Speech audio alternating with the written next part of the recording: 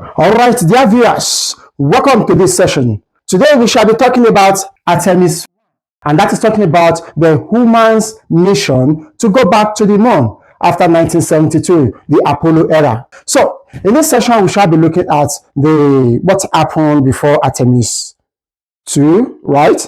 That's talking about the Apollo era, right? Apollo 1 to Apollo 17 in 1972. We shall be looking at the robotic era as well too. And we'll be looking at Artemis 1, prior to Artemis 2, right? And what are expected from Artemis 2. Then how can you and I benefit from this? Are you ready for this session? Oh, seriously, I'm ready to go to the moon this time around. Yes, and I'm ready to be ambassador to the moon. So, are you set?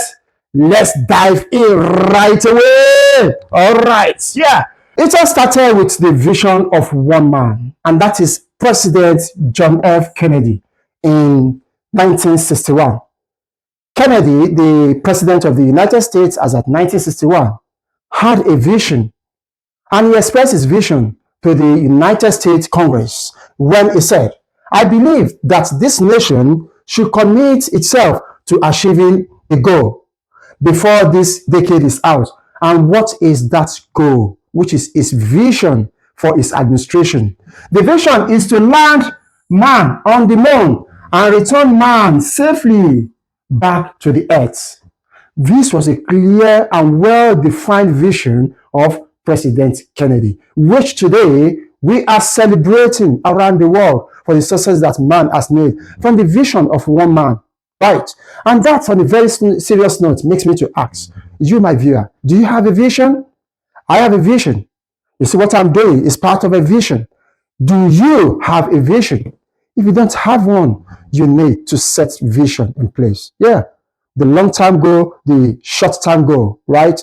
So you need to set vision in place. If you have vision, tell me in the comment section below. Do you have a vision? Yes, if you need to have one, write in the comment section below. So, like I was saying, that was the vision of President Kennedy, which today has led man to a lot of discoveries about the moon around us. So the vision of President Kennedy, which before 1961, right, led to the creation of NASA, which is the National Aeronautics and Space Administration. That is the body, the global body that is in charge of the administration of the space and its environment. Right. So it was established, NASA was established in October 1, 1958, right, in preparation for the Apollo missions to the moon, right? Apollo mission to the moon between 1961 and 1968, right? Using the latest technology as of that particular time. And that is the CSM technology, the Command Service Module technology, CSM technology, right? Apollo. The term Apollo, how did it come in place? To the point that we now have the Apollo Mission 1, Apollo Mission 2, up to Apollo Mission 17, right, in 1972. So how did the term Apollo come to place, right? Now, according to Greek mythology, right, Apollo means the god of light, the god of knowledge, the god of music, the god of song, right? And in 1960, precisely in July 1960, the then director of Spaceflight development, the person of Habe Silverstein, right, decided to pick this terminology, the word Apollo, right? In NASA definition, right, in adaptation to NASA activities, Apollo means intellect, knowledge put together. Look at the technology involved in the production of the CSM, right? The Command Service Module. Look at the strategy put in place in traveling to the moon. Intellect. It also represents illumination, light. It represents light, brightness, right? And it also represents guidance. Guidance to the moon, right? Setting strategy now that will guide man to the moon, right? So that is the adaptation of Apollo to the mission of NASA, right, which was in 1960. So the decision of NASA to go into the moon was well accomplished, right? And vision of President Kennedy, was well established and accomplished. So there are a lot of success that NASA accomplished in traveling to the moon. No doubt, this success are our pride today. Let's get to look at some of these success as documented. One, in the year 1968, with the mission Apollo 8, man, for the first time, traveled around the moon, orbited around the moon, traveled around the moon for the first time. And this was accomplished by the Apollo 8 team, right, which was a very brilliant success. You know what this mission established for us? It confirmed to man that deep space navigation and life support beyond the Earth is possible, which before now we used to think it wasn't possible. But now, with the mission 8 success, Apollo 8 mission success, we confirm that it is quite possible for man to travel around the moon. And that's paved way, gave the foundation towards man now landing on the moon. Let's get moving. So the following year, 1969, right? Remember 1968 was when man traveled around the moon, orbited around the moon for the first time. Now, in 1969, exactly 1 year after, man landed on the moon for the first time. For the first time, man accomplished that vision of President Kennedy, right, in 1969 with this very handsome, very dedicated team who was Armstrong was the commander, and we have the command module pilot to be Michael Collins, and we have the lunar module pilot to be Edwin Aldrin, right? And this was accomplished in 1969. Beautiful success. Clap for them. Do you remember how we always clap in the primary school? Clap for them again. That was a beautiful success. It's pioneer. That's beginning of man propelling further to discover more about everything around us, more especially about moon. This is a contagious success, right? And in Apollo 12 to 17 missions, which ended in 1972, approximately up to 6 missions were accomplished, right, between 1969 and 1972, and that is Apollo 12 to Apollo 17. Approximately 6 missions were accomplished, and in this mission, nothing less than 382 kilograms of the lunar rock sample, right, were collected from the moon back to the Earth for the purpose of conducting in-depth scientific insights, right, into the geological characteristics of the moon, right, to also understand the solar wind interactions that surround the moon, right. We also want to know what is the human physiology in low gravity. How does man react in low gravity outside the Earth? How does man react? How do our body react, right? So this mission were till 1972, right, were all towards accomplishing all these goals, and all were accomplished. All these successes made by NASA were quite beautiful, very, very significant one. But all these successes were never accomplished without some or few challenges that NASA actually experienced. One major challenge that NASA, or setback, we can call it, that NASA experienced was the tragedy that happened to the Apollo 1 mission. Precisely in January 27, 1967, the Apollo 1 mission decided to have a launch sometimes between the middle of 1967. So before this launch to the moon, there was a plan test. This plan test was just to have the final test in terms of the technology, the systems that will be used to transport to the moon in terms of the strategy to be used. Right. Now, in the process of this flight test, something tragedy happened. There was the system, the rocket experienced a low orbit shakedown which led to a serious shakedown of the complete system that was to transport the team to the moon. And that is talking about the spacecraft. This shakedown, right, led to a fatal event. And this fatal event led to the death of the 3 men on board, which was meant to be the crew for the mission. These 3 men were Vigil Grimson, who was the commander. We also have Edward White, who was the senior pilot. And finally, we have Roger, who was the pilot. Here is the photo of the team which was the Apollo 1 mission that eventually died in the shakedown. May their soul continue to rest in peace. This experience, this tragedy, led to a lot of transformation within NASA, more especially in the development of a spacecraft that is safe not only for the mission but also for the crew. Very important. A serious transformation on the spacecraft safety had to be re-strategized and put in place for subsequent mission.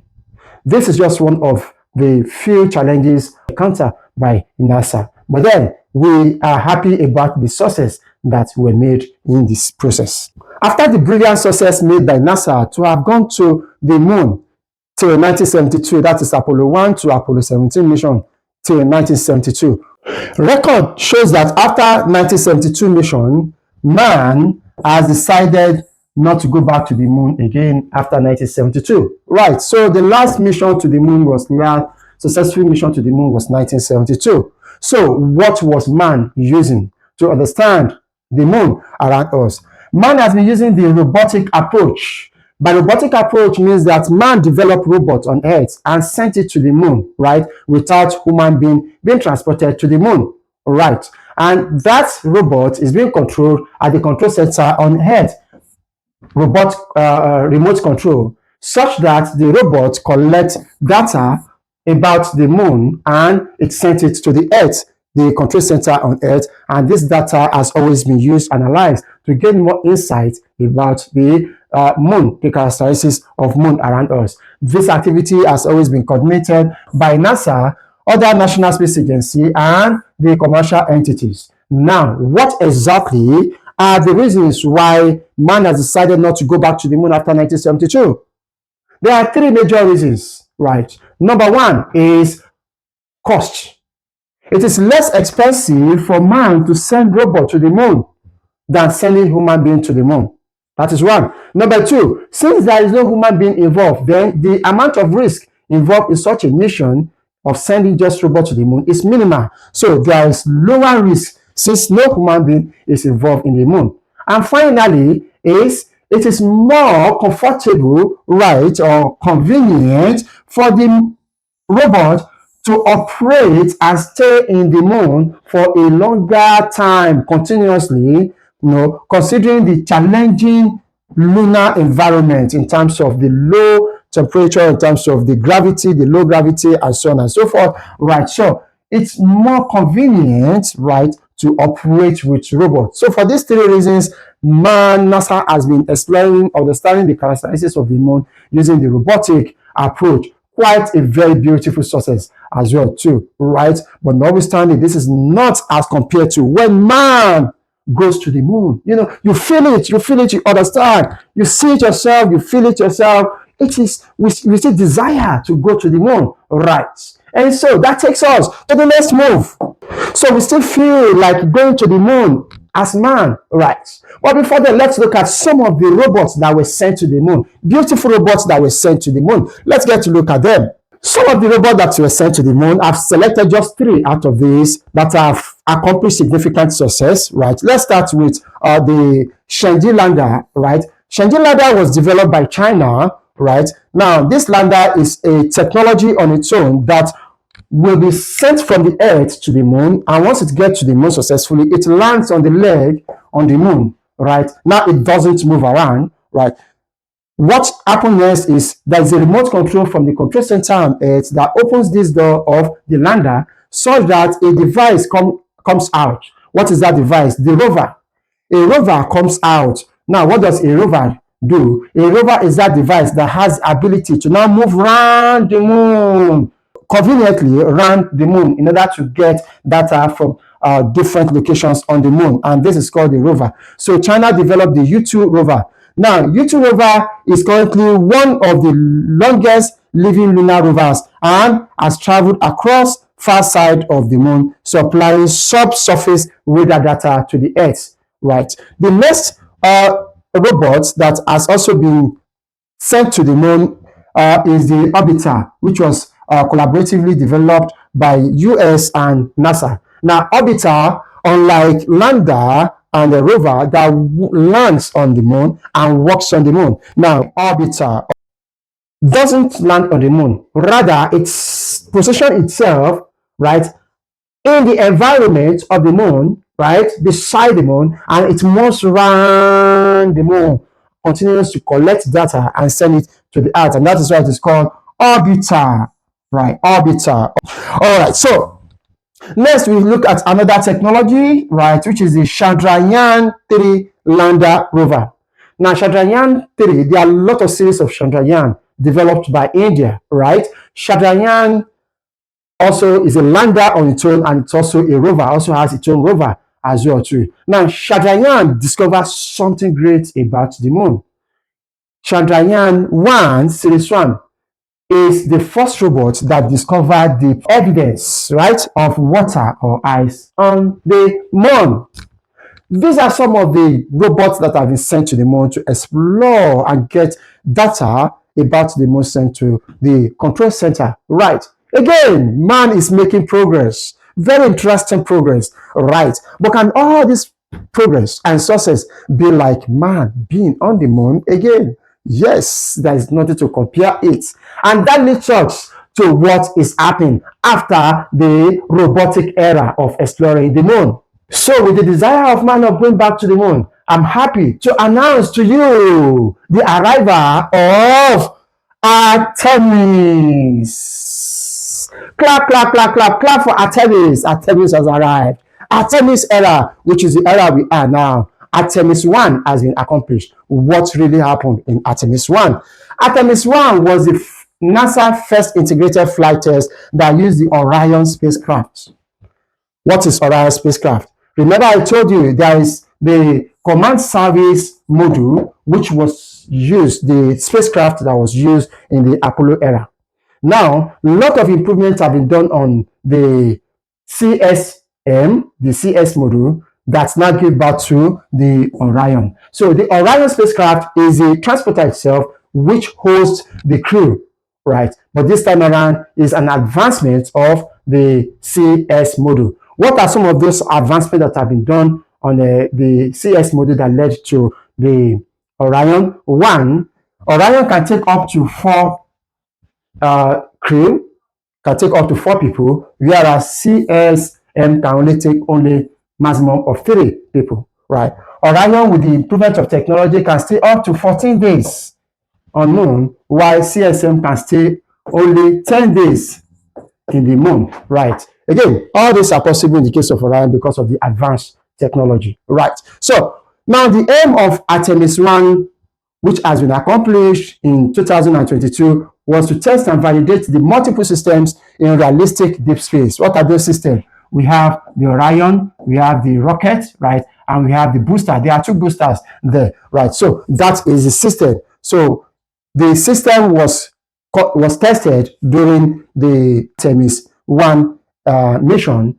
Artemis 1 mission was accomplished without any crew member on board, right? And the mission was launched in November 16, 2022, which ended in December 11, 2022 with a splashdown. What is splashdown? First, this is Orion, right?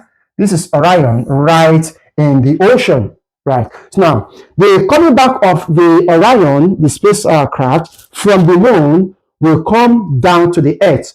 Now, in landing to the earth, because of the force it's coming with, there's need to reduce that force. So the first technology to use is to make use of parachutes, right? But I will be making use of more parachutes. Now, the importance of this parachute is to reduce the speed of Orion while coming from the moon to the earth, right?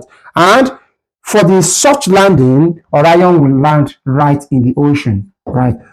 See, the CS module also landed in motion as well too, in order to give soft landing. So also Orion will be landing in the ocean as well too, in order to give a soft landing for the 4-man team on board, right? So that is splashdown that will be used. So Artemis 1 spent 25 days, 10 hours and 53 minutes in the mission to go and to come back to the earth, and at the end of the mission traveled up to 1.4 million miles. That was quite big. Yes, exactly. So that leads us to what? Artemis 2, the main man. So before we go to Artemis 2, how come the term Artemis? Remember, I gave the insight into how Apollo was gotten. How come the term Artemis, right? Just like similar to Apollo, following the Greek mythology, right? Artemis is the twin sister of Apollo, which means the goddess of moon, wilderness, and protector of women. So Artemis is a female, right? And that takes us to what does Artemis mean to NASA, right? Artemis symbolizes the moon, right? Mission to go to the moon. It also symbolizes renewal of decision after Apollo for man to go back to the moon. And finally, it symbolizes balance. Balance of what? Right? Gender inclusivity. Artemis will be going with a female, right? Signifying the first time a female will be traveling to the moon. Color inclusivity. Artemis 2 will also be going with a man of color for the first time, a black man for the first time. Isn't that brilliant? Oh, I feel like, in fact, I'll be there. I will be the ambassador. Let's go. Artemis also means scientific renewal, the decision to go back to the moon. It is a continuation of the Greek mythology, right? And it also signifies global collaboration beyond the United States, who have always before now been in collaboration with NASA towards the administration of the Apollo mission. Now Artemis will be bringing many other countries on board. And finally, Artemis means sustainability and advanced technology, talking about Orion over the CS module. This is beautiful. And that leads us to the main deal, the main person, that is Artemis 2. Clap for the arrival of Artemis 2. Clap, clap, clap, clap, clap, clap, clap. Yes, Artemis 2 is here. Artemis 2 is expected to be launched in April 2026.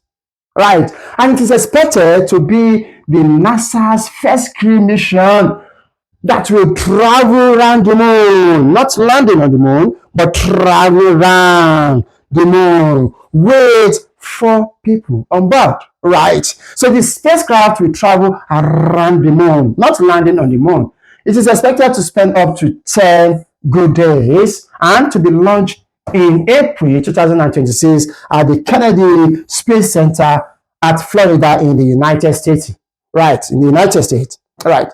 So Artemis will be making use of the Orion technology, not CS module, right? And the primary aim will be to validate in the crew environment the systems. You remember the systems, talking about the Orion, talking about the rockets, talking about the boosters, the 2 boosters, right? So the system, right, we will be validating the functionality of the system, also validating the life support, validating navigation around the moon, to the moon, around the moon, and back to the earth, right? Also validating communication while a moon, right, with the control center, and finally validating the thermal protection of the Orion spacecraft and the rockets in the deep space. This is beautiful. This is advanced technology, right? Isn't it? So, and I'm happy to introduce to you the team, lovely team that will be going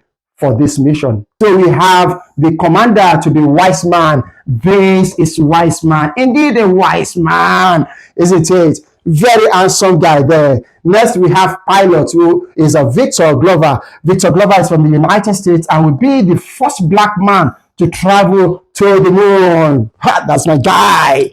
Next, we have the mission specialist. We have Christina. Christina is from the United States and will be the Artemis herself, the first female to travel to the moon. Clap for her. Brilliant lady. Yes. And finally, we have the Jeremiah from Canada, signifying collaboration.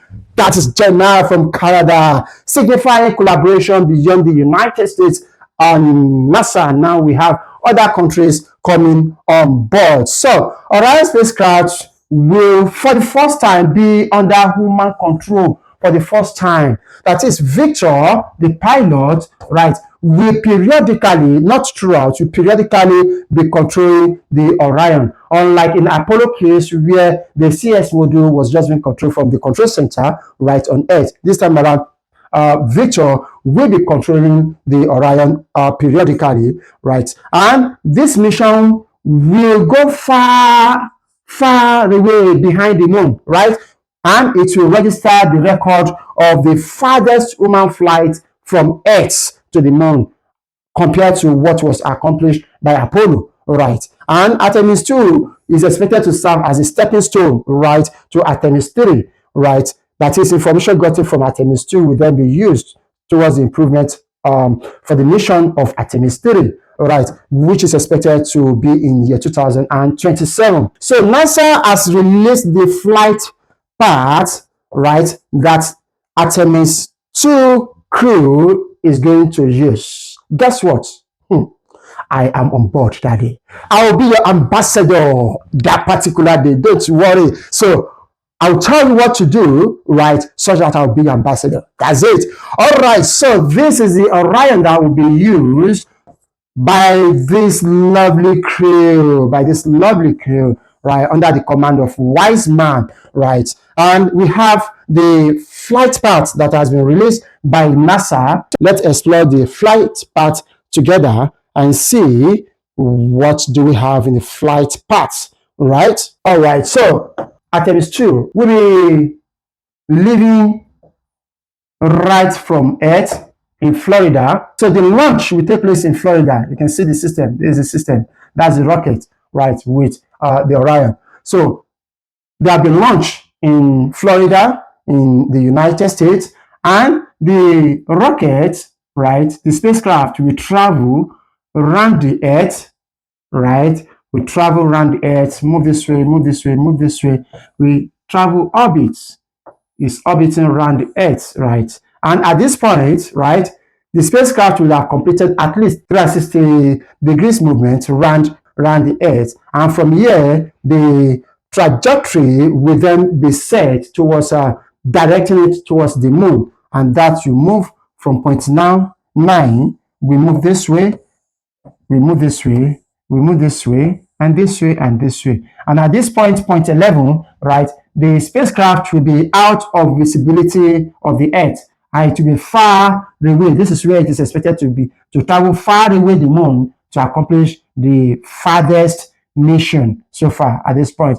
And at point 11, right, while it will be here, data will be collected, being sent to the control center, and lots of things will be examined about the moon, right? And from here, the mission continues until it gets to point 12. Now at point 12 here, right, the trajectory will then be set and be redirected, right, back to the Earth, will be corrected and directed back to the Earth, right? So, and that will make it to the team to travel back to the Earth, come this way, come this way, come this way, come this way, and land right in the ocean. Here, we land right in the ocean, and that ocean is targeted to be the Pacific Ocean, all right? And that is where the splashdown will take place right from here. So this is the flight path that we are going to use. The team, right? The lovely team and me, we are going to use to travel to the moon. Say, I'm ready to be your ambassador. I'm ready. If you want me to be your ambassador, put it in the comment section below. Yes. So I'm ready to tell you what you are going to do to also travel with Artemis II. Are you ready? Let's go. Here I launch it to you, ladies and gentlemen, that with Artemis II, you can travel. NASA is currently running a public engagement campaign titled Send Your Name with Artemis II. All you just need to do is to go to this website, this NASA website. Please ensure it is this NASA website you have to go to, right? So nasa.gov/ send your name with Artemis, right? Take note there, iPhone in between. And once you get there, all you just need to do is to sign up. What do you need to sign up with? Your first name, right? Your surname and a passcode. You'll be the one to generate it yourself. So ensure you remember your passcode. So those are the three things you need, right, to sign up. And once you sign up, a digital boarding pass will be issued to you in your name, specially for you. And what happens next? Your name will then be collected by NASA, right, and stored on the memory card. That memory card will be included on the orbit that particular day with the formatting that will be going, right, to traveling to around the moon. So what does this symbolize? This symbolizes inclusion and connection. Everybody is included. Everybody is included. And there's connection, is a global connection of this mission, right? However, you have to do this all not before January 21, 2026. Yes. Please do that, right? So don't wait for long. Before do it before January 21, 2026. With this, once you do this, you have the digital boarding pass, which will allow your name to be included in the memory card, and the memory card will be included in the orbit in traveling to the moon. Right. So it is expected that Artemis 3, right, which is planned to take place in 2003, aims to land on the moon with man, and future name collection or campaign like this, it is expected that it will still continue. NASA will tell us if that will continue, and that it is. So, dear viewers, what are you waiting for? You just go to this site and go and register. I have done mine. So in the next slide, I will show you a very quick way. Within 2 minutes, you've completed it. In fact, less than 2 minutes, you've completed it, and that is it. After that, we are all traveling to the moon. Are you ready to go to the moon? All right. So thank you for watching this video. Yes. Give your comments in the comment section below. What do you think about this mission to the moon, right? And what do you expect? And what are other expectations do you look forward from NASA, right? Thank you for watching this video to this point in time. Please endeavor you subscribe to this channel, right? Give your comment section below and share this video, right? So till I see you in the next video, ensure be happy. Always be happy. Always be happy. All right. See you in the next video. Bye for now. Enter the URL here to be directed to the NASA website where you can send your name with Artemis. Scroll down and you enter your name, your first name, your last name, and your pass, your PIN code, right? And once you submit it, you have the boarding pass.